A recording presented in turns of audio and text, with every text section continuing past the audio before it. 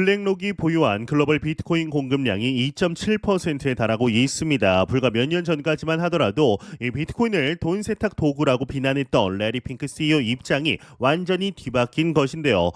현재 블랙록은 가장 큰 비트코인 ETF 운용사로 자리매김하며 비트코인이 향후 70만 달러까지 오를 수 있다라는 전망까지 내놓고 있는 상태이죠. 이러한 변화는 단순한 투자 트렌드 변화가 아닌 새로운 디지털 근본이제 시대로의 전환을 의미하는 신호로 해석되고 있습니다. 19세기 중반 미국 캘리포니아에서 발생한 골드러시가 미국 경제의 근간을 형성했듯이 비트코인은 지금 글로벌 경제 질서를 재편하는 중대한 변곡점에 도달했다라고 볼 수가 있는 겁니다.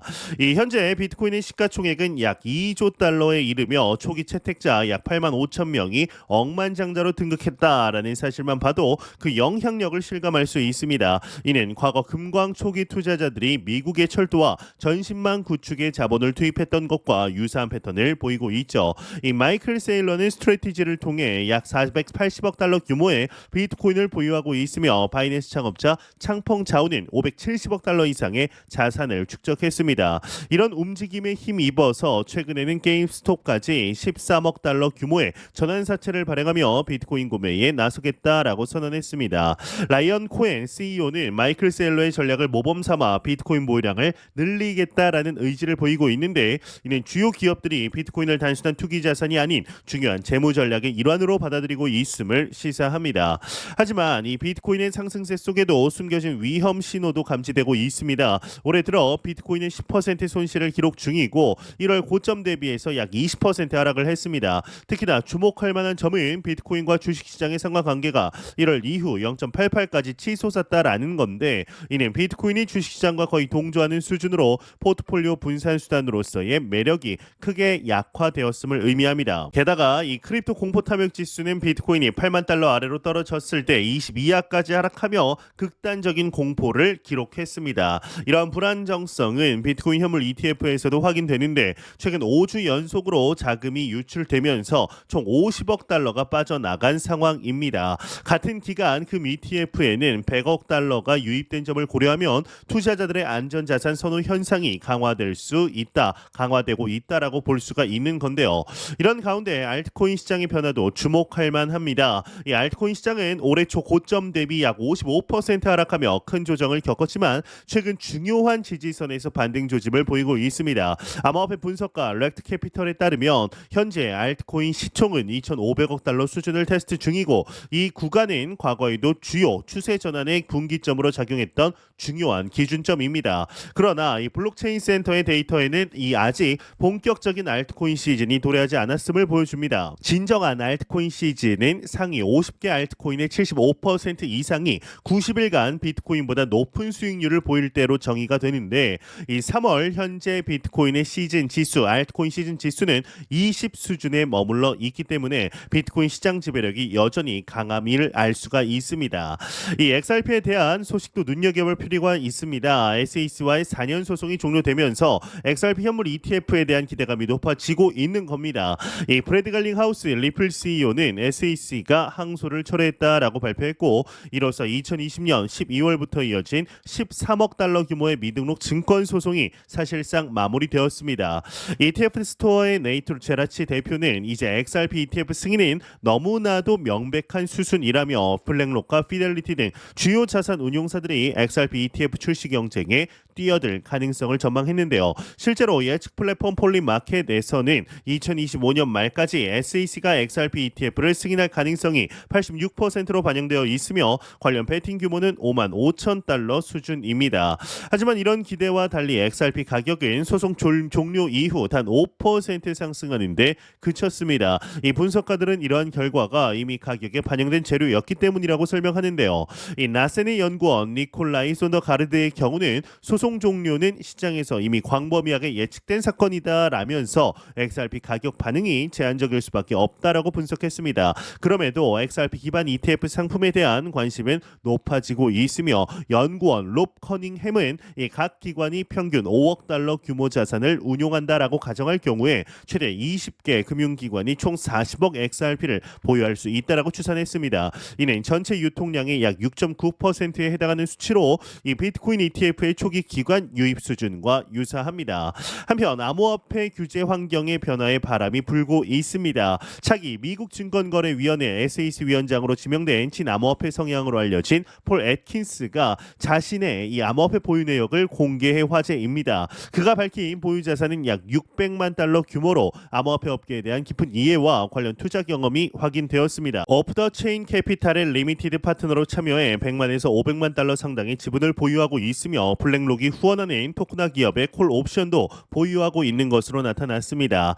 이 애킨스는 의장 임명 후에 90일 이내 암호화폐 관련 모든 지분을 처분하고 관련 기업 직책에서도 사임하겠다라고 공식 서약했으며 시장은 그의 지명이 SEC의 기존 규제 중심 기조에서 친시장적 전환점을 될 것이 친시장적 전환점이 될 것으로 기대하고 있습니다. 그리고 암호화폐 중에서 최근 가장 큰 낙폭을 보이고 있는 이 파이코인도 한번 살펴보려고 하는데요. 이 파이코인은 22일 기준 0.791달러까지 떨어지면서 2022년 2월 이후 최저치를 기록했습니다. 이는 최고가 대비 74% 이상 하락한 수치로 이 시가총액도 약 200억 달러에서 53억 5천만 달러로 감소하면서 무려 146억 5천만 달러가 증발했습니다. 이런 하락의 주요 원인으로는 메인넷 출시 이후에도 바이낸스, 이 코인베이스, 업비트 등 주요 거래소 상장이 이루어지지 않는 점이 꼽히고 있는데 현재 파이코인은 이 OKX, 게이트.io 그리고 비트겟 거래소 등 이제 몇 개의 거래소에만 거래가 되고 있죠.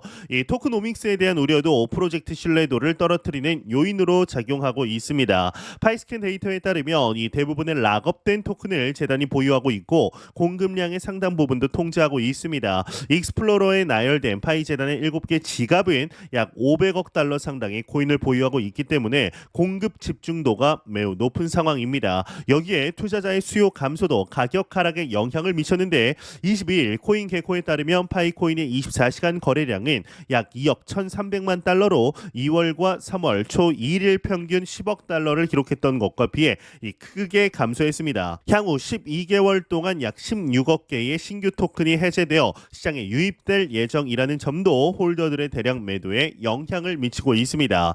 이 기술적 지표로 살펴보면 파이 네트워크의 상황은 더욱 심각합니다. 이 방향성 지표는 현재 매도세가 강하게 작용 중임을 보여주고 있으며 ADX 즉 평균 방향성 지수는 하루 전 25.1에서 34.99로 상승하며 추세 강도가 크게 증가했음을 나타냈습니다. ADX 인재값이 25를 넘으면 강한 추세 형성을, 30을 넘으면 확실한 추세, 이제 35를 근접한 것은 이 파이 네트워크가 뚜렷한 추세 구간에 진입했음을 시사하는데 이 문제는 그 방향성인데요. 이 마이너스 DI 즉 하락 압력 지표는 25.31에서 31.55로 상승한 반면 플러스 DI 즉 상승 압력 지표는 15.59에서 9로 급락했습니다. 이 차이킨 머니플로우 CMF도 마이너스 0.23을 기록하며 사상 최저치를 기록했는데 이는 지속적인 자금 유출을 의미하게 됩니다.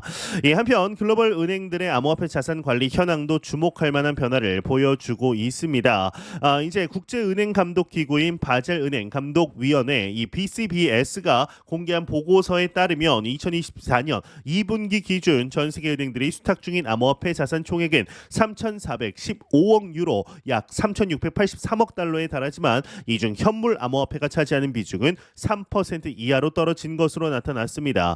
이는 29개의 은행이 보유한 금액으로 이들 대부분은 실제 암호화폐보다 상장 지수 상품 ETP 중심의 간접 투자를 선호하는 것으로 분석됐는데요. 이 BCBS는 지난 2022년 12월부터 은행들의 암호화폐 현물 보유 비중이 전체 자산의 2%를 넘지 않도록 권고해 왔는데 실제로 은행들은 이런 권고를 반영해 현물 보유를 줄이고 있습니다. 2021년부터 2022년 사이에 은행들의 암호화폐 현물 노출은 44% 감소했으며 2024년 6월 조사 기준으로는 전체 암호화폐 보유 자산 중 현물 자산이 2.46%에 불과했습니다. 대신 92.5%는 규제를 받는 상장 지수 상품 등 암호화폐 가격을 추종하는 금융 상품 형태로 나타났는데요. 이러한 변화들을 종합해 보면은 암호화폐 시장의 중요한 전환점으로 볼 수 있는 5가지 핵심 포인트가 드러납니다. 첫 번째로는 이 비트코인이 디지털 근본위제 역할을 할 가능성이 커지고 있으며 블랙록이 글로벌 비트코인 공급량의 2.7%를 보유하는 등 기관 투자가 가속화되고 있습니다. 두 번째, XRP ETF 승인 가능성이 86%로 높아졌지만 있었지만 이미 가격에 반영되어 실제 가격 반응은 제한적입니다. 세 번째, 차기 SEC 위원장 폴 애트킨스의 친암호화폐 성향으로 인한 규제 환경 변화 가능성이 커지고 있습니다. 네 번째, 알트코인 시장은 55% 조정 후 반등 조짐을 보이고 있으나 아직 알트코인 시즌 지수는 20에 불과합니다. 이 다섯 번째, 파이코인은 주요 거래소 미상장과 토크노믹스 우려로 74% 하락하며 시가총액에서 146.5억 달러가 증발했습니다. 이 암호화폐 시장이 겪고 있는 이러한 격변의 시기는 이 투자자들에게 큰 기회와 위험을 동시에 제공하고 있습니다. 주식시장과의 이 상관관계 강화 그리고 기관 투자자들의 참여 확대, 규제 환경의 변화 등 다양한 요소들이 복합적으로 작용하면서 암호화폐 시장의 성격 자체가 변화하고 있습니다. 이 과거 개인 투자자 중심의 투기적 시장에서 기관 투자자들이 주도하는 구조화된 시장으로 전환되는 과정에서 나타나는 진통으로도 볼 수가 있는데요. 특히나 2025년은 비트코인이 주식시장과 다른 독립적 자산으로서의 정체성을 회복할 수 있을지 시험하는 중요한 시기가 될 겁니다. 이 전통 금융기관들의 접근 방식도 주목할 만합니다. 은행들이 직접적인 현물 암호화폐 보유보다는 ETF와 같은 규제 기반 상품을 통한 간접 투자를 선호하는 현상은 암호화폐가 주류 금융 시스템에 안전하게 통합되기 위한 과도기적 단계로 볼 수가 있습니다. 한편으로는 규제 불확실성이 남아 있지만 폴 애트킨스와 같은 친암호화폐 성향의 규제 책임자 등장은 이 더 명확하고 우호적인 규제 환경으로 이어질 가능성을 높이고 있습니다. 이 결국 암호화폐 시장은 단순한 가격 변동을 넘어서 금융 시스템의 근본적인 패러다임의 변화를 가져오고 있다라고 말씀드릴 수가 있을 것 같은데요. 19세기 골드러시가 미국 경제에 기반을 형성했듯이 디지털 골드러시는 미래 글로벌 경제의 새로운 질서를 만들어가고 있는 것입니다. 여러분은 이러한 변화 속에서 어떤 기회를 포착하고 계신가요? 이 전통적인 금융자산과 디지털 자산 사이에서 어떻게 포트폴리오를 구성하는 것이 현명한 전략일지 여러분의 생각을 댓글로 나눠주시길 바랍니다. 지금까지 닥터 비트맨이었습니다. 감사합니다.